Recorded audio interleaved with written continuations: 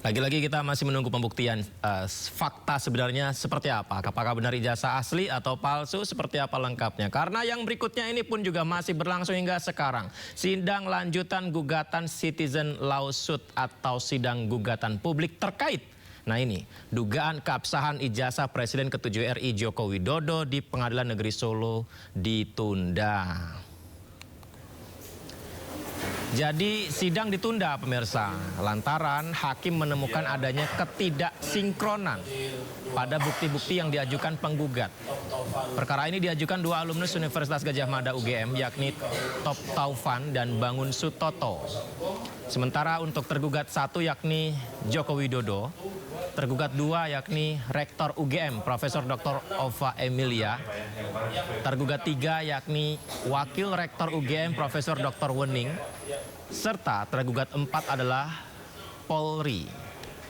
Untuk tergugat satu tadi, yang mulia, untuk Bapak Joko Widodo selaku tergugat. Bagaimana diajukan oleh pihak penggugat hari ini setelah dilakukan penelitian secara seksama oleh majelis hakim, ada yang tidak sinkron, maka untuk menghindari masalah di kemudian dalam hal memberikan pertimbangan hukum ketika menjatuhkan putusan, maka pihak penggugat diberi kesempatan untuk mengajukan ulang atas bukti-bukti surat yang semula dijadwalkan hari ini supaya disampaikan melalui ekot pada sidang pada tanggal 30 Desember yang akan datang.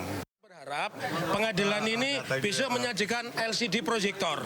Jadi karena pembuktian ini harus melalui serangkaian pemeriksaan, tidak cukup kalau itu hanya disampaikan secara manual kasat mata saja. Jadi saya ingin di pengadilan nanti dihadirkan LCD screen dan LCD proyektor biar diuji.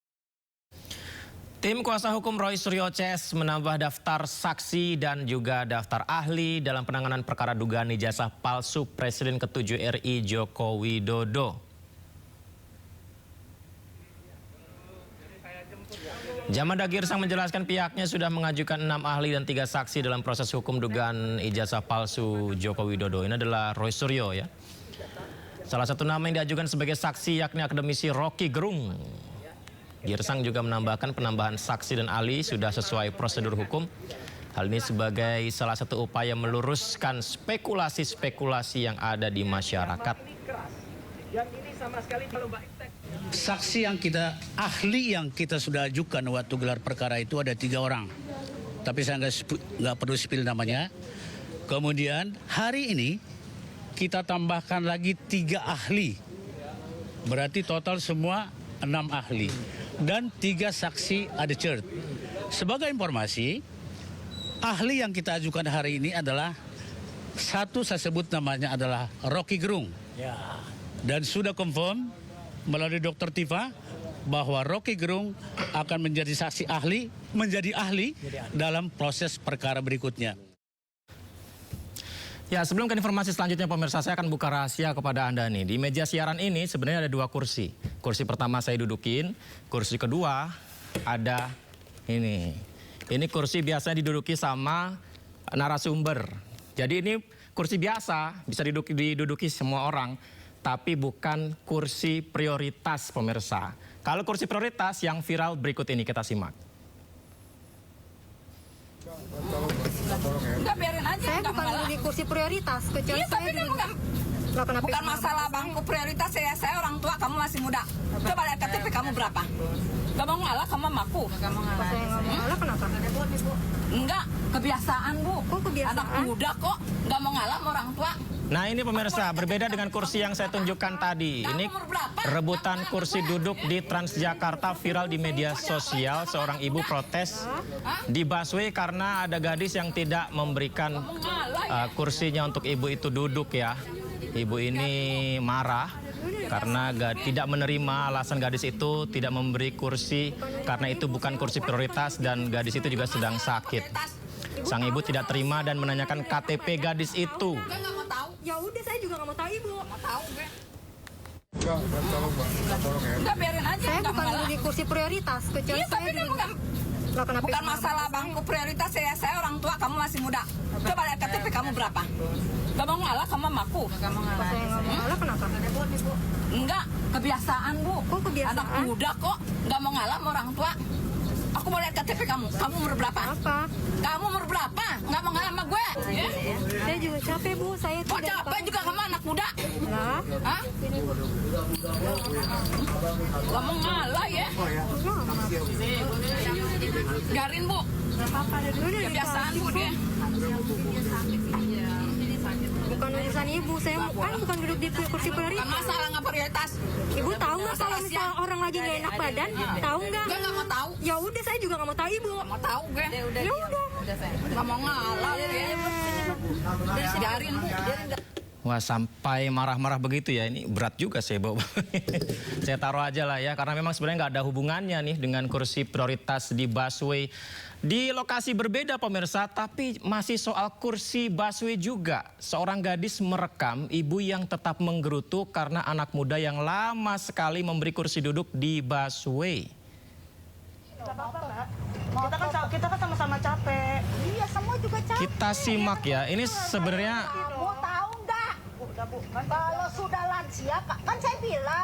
Oke. Lansia makan, kamu dengar nggak kalau itu? Ini beda ya, berbeda dengan video sebelumnya ya. Sekali loh. Ini jadi dalam sepekan ini ada 2 video viral. Yang pertama yang tadi, ini yang kedua Ibu di rumah. Iya, justru itu. ada perdebatan seorang gadis yang sudah berdiri sebenarnya sudah memberikan kursi duduk kepada ibu tersebut. Tapi ibu tersebut tidak terima, anak muda sepertinya tidak punya pengertian. Lama sekali membiarkan ibu 65 tahun untuk duduk. Jadi meskipun sudah duduk, ibu ini tetap berdebat dengan anak muda yang telah berdiri di hadapannya. Bukan anak ini ayah sekali loh. Ih, anak muda kalau Ya, sepertinya pemirsa dengan 2 informasi ini kami akan coba membuat dialog nanti ya. Dan juga masukan untuk pemerintah Provinsi Jakarta. Mungkin penting untuk menambah kursi prioritas di halte, maksud saya di bis Transjakarta, di busway ya pemirsa ya. kalau sudah lansia, Tapi ya jangan marah-marah lah ya kalau bisa. kamu dengar nggak kalau itu? Bukan anak ini ayah sekali loh. Ih, anak muda kalau Bukan bantuan pakaian maupun mainan. Korban Aceh pemirsa ternyata lebih memilih minta Al-Quran. Momen mengharukan ini beredar luas di media sosial. Tunggu, kan ada Quran ini Pak. Ini ada Quran. Ada momen tak biasa di tengah lokasi pengungsian korban bencana banjir bandang Aceh. Bukan mainan, pakaian.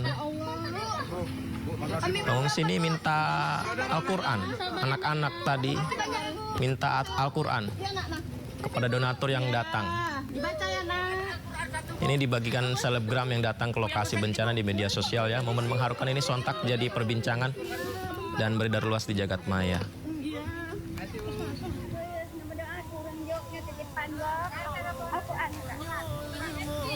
Al-Quran yang diminta pemirsa.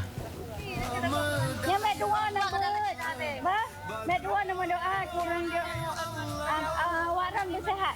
Yang penting awak orang bersehat kak. Awak orang bersehat mandum pokok ni. Al-Quran. Abang pejak but. Dia balik dayang. Dia balik dayang ah. Allah mendoakan.